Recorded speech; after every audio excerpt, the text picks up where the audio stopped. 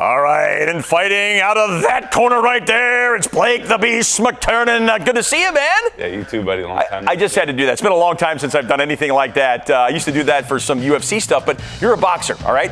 And if people don't know who you are, let them know. I mean, you're from SAC. You've been here for a while. It's been a little while since I've bumped into you. Right. But tell us, when you got into the game and why you picked up boxing. I've been fighting off and on my whole life, ever since I was 10 years old. Went pro just about 9 years ago. I ended up right out of high school, being born and raised out here, left for the military. Spent 3.5 years in the Army, 2.5 years stateside, 1 year overseas in Iraq.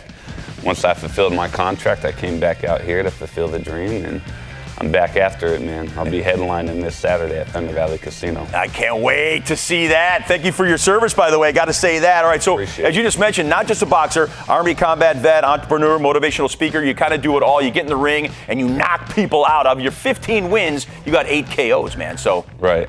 Boom. So we're going to continue the run, get another knockout, like we were just discussing about off camera. I'm just coming back off of a bunch of injuries and health problems, so feels good to be able to make it back to this point. That's an accomplishment in itself. Sure. So it's my third fight back.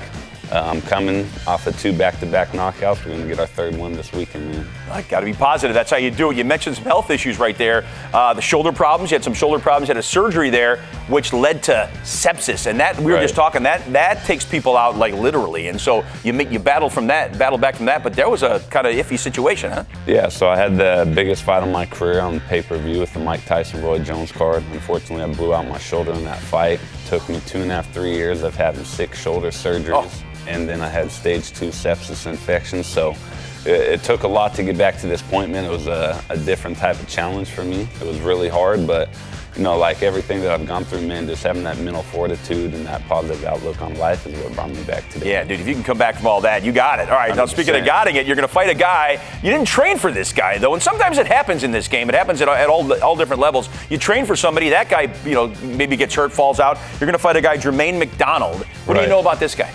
Not too much. We had been preparing all camp for a guy that, was a lot bigger, a lot taller, and a different type of fighting style. Obviously, we had him drop out last minute just a couple days ago. Yeah. So it's just a lot of last minute transitions, but above everything, man, you just got to have that fighter instinct to just get in there and get the job done. So guy's a little bit smaller than me, but I'm not going to ever take anybody lightly, but at the end of the day, it's not going to, dictate the difference of what's going to happen Saturday night. We'll get our 16th victory. I like that. All right, how's camp going? Going pretty good? Good, man. I've been underweight for about last month. We're fighting at 195. I've been under that, so I'm feeling really good, man. Good.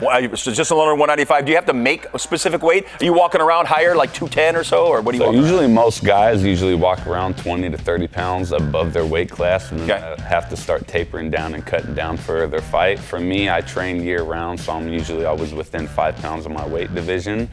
Cruiserweight goes up to 200, but I've been under that for most of the camp, been up in my conditioning, doing a lot more running, so I feel I'm going to show a lot better performance right now for this Saturday than I probably have for any of my fights. I've been walking around most of my life about 30 pounds overweight. I got to drop this a little bit. I got to bring it down a little bit, and I'm not even ready for a fight, which I wouldn't be. What do you eat during training? I know people that are watching right now go, boxers, UFC guys. You guys are in such great shape. What do you eat? And especially during training, you got to watch that, right?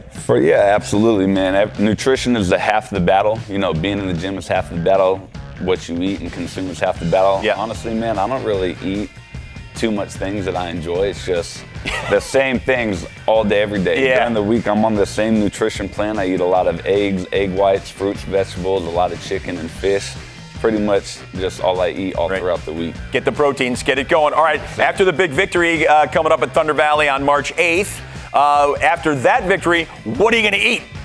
A big pizza? What are you going to knock down? You still don't even do that either. It all depends on how I'm feeling, you know what I mean? My body's so conformed to always eating healthy, so I don't usually ever eat junk food, but, we'll go out and have some type of victory meal for sure. I love that. Oh my goodness. All right. And then let's say there's some kids out there, some people watching you, they want to get into the game. They're not really sure what they should do. This is something that's good discipline, everything, and it's a good sport. Yeah. I think a lot of people are very intimidated when it comes to combat sports, and I don't think it should be that way. I think that this is something that helps people relieve a lot of frustration, teaches people a lot of mental fortitude, respect, discipline.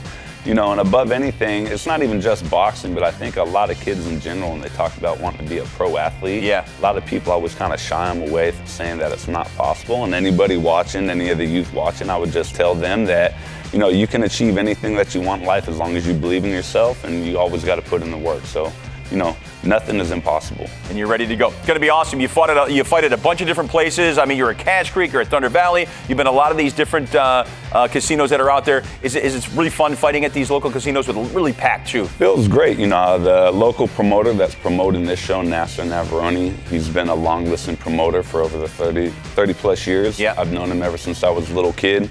He's the one co-promoting, working with Thunder Valley, so they're bringing big fights to that casino now, and it feels really good. You know, the second time that they've ever held fights there, I'm headlining, and we've sold out the event, so it's going to be a great night. Love that. Well, good luck to you, man. Let's get a little handshake there for you. We'll bring it in here. Appreciate you can do this, man.